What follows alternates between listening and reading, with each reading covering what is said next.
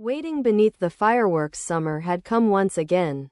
But Yu's heart still felt cold. Last summer, he had finally confessed to the person he'd loved for so long, only to be gently told, "I only see you as a friend." Those words lingered, like a quiet weight on his heart. As usual, the fireworks festival was happening again this year. His friends invited him along. But he wasn't in the mood, so he turned them down and wandered through the crowd alone. The festival was bustling, but despite the excitement around him, Yu felt a sense of loneliness that even the crowd couldn't drown out. He had come just to look up at the fireworks, hoping they might ease his heart, if only for a moment. Laughter echoed all around, but Yu felt only silence inside. Then, out of nowhere, he noticed a girl standing nearby, wearing the same kind of lonely expression he had. She had short black hair that swayed slightly as she looked up at the sky, as if tired. "Are you here alone too?" Yu asked. She looked slightly startled but then smiled softly. "Yeah. I have friends here, but I just wanted to be alone for a bit." Her name was Ai. By chance, the two of them ended up standing quietly together, waiting for the fireworks to start.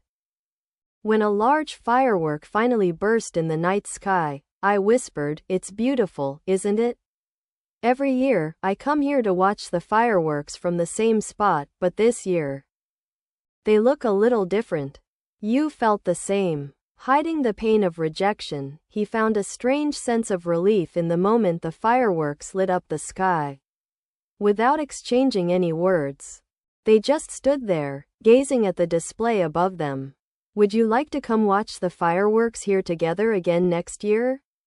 I asked quietly. Yu, caught off guard, hesitated for a moment before replying, "Yeah." Without exchanging names or contact information, they parted ways. It had only been a fleeting encounter, but somehow, it stayed with him. A year passed. Summer came around once more, and with it, the memory of their promise lit a small flame of hope in Yu's heart. He didn't know if she'd actually come, but a growing feeling of wanting to see her again pushed him to go. When he reached the festival grounds, he saw crowds already gathered, and he took his place in the same spot as last year.